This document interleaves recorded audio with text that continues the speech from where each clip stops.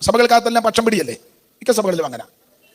അത് ഒരു സമയം നല്ല മിക്കടുത്ത് പക്ഷം പിടിക്കുക. കാശുള്ളവരെല്ലാം കൂടെ ഒരു പക്ഷം, കാശില്ലാത്തവരെല്ലാം കൂടെ ഒരു പക്ഷം, വെളുത്തതെല്ലാം കൂടെ ഒരു പക്ഷം, കറുത്തതെല്ലാം കൂടെ ഒരു പക്ഷം, ഇരുനിറമെല്ലാം കൂടെ ഒരു പക്ഷം, വിളറിയതെല്ലാം കൂടെ വേറൊരു പക്ഷം. എല്ലായിടത്തും പക്ഷമാണ്.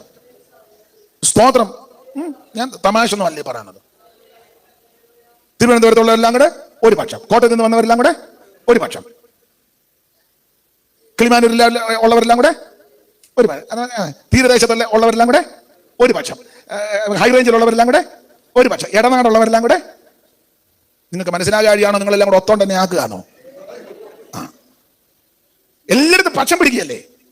യാക്കോബായിൽ നിന്ന് രക്ഷിക്കപ്പെട്ട് വന്നവരെല്ലാം കൂടെ ഒരു പക്ഷം, കനാനായിൽ നിന്ന് രക്ഷിക്കപ്പെട്ട് വന്നവരെല്ലാം കൂടെ, എല്ലാവരുടെയും കാര്യമല്ല, ഒരു പക്ഷം, ഹൈന്ദവ പശ്ചാത്തലത്തിൽ നിന്ന് വന്നവരെല്ലാം കൂടെ ഒരു പക്ഷം. എല്ലായിടത്തും പക്ഷമാണ്.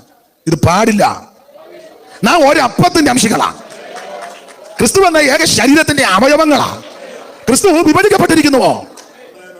ഞാൻ എന്നെ ഒന്നാം പ്രതിയായിട്ട് ഞാൻ തുടക്കത്തിലല്ല പറഞ്ഞു. ഇന്ന് പ്രസംഗിക്കുമ്പം നിങ്ങൾ ഓർത്തണം, ആദ്യത്തെ പ്രതി പുള്ളിയാന്ന് ഓർത്തണം. അങ്ങനെ ഈ പ്രസംഗം കേൾക്കാവൂ, അല്ലെങ്കിൽ ഇത് വലിയ പ്രശ്നം ഉണ്ടാകും. അല്ലെ മാസം കഴിഞ്ഞ് പണ്ടൊരാൾ പറഞ്ഞ അടിയന്തരത്തെ വന്നേച്ച് മുടിയാന്തരമാകരുത്. അപ്പം ആദ്യത്തെ പ്രതി കാവാലമാന്ന് ചിന്തിച്ച് നിങ്ങൾ ഈ ദൂത് ഏറ്റെടുക്കാവും. ഒന്നാം പ്രതി ഞാൻ. അപ്പോൾ ദൈവസഭയ്ക്കകത്ത് ഒന്നാം അധ്യായത്തിൽ പക്ഷം പിടിക്കുന്നു. അത് പാടില്ല. നാം എല്ലാം ഒരപ്പത്തിന്റെ അംശങ്ങളാണ്. ഇതിനകത്ത് കക്ഷി, പക്ഷ, വർഗ, വർണ്ണ വ്യത്യാസം കാണരുത്. ദൈവസഭ ജാതിയിൽ നിന്നും ഗോത്രത്തിൽ നിന്നും ഭാഷയിൽ നിന്നും വംശത്തിൽ നിന്നും എല്ലാ ഇടങ്ങളിൽ നിന്നും യേശു ക്രിസ്തുവിനെ രക്ഷിതാവായി സ്വീകരിച്ചവരുടെ കൂട്ടമാണ്.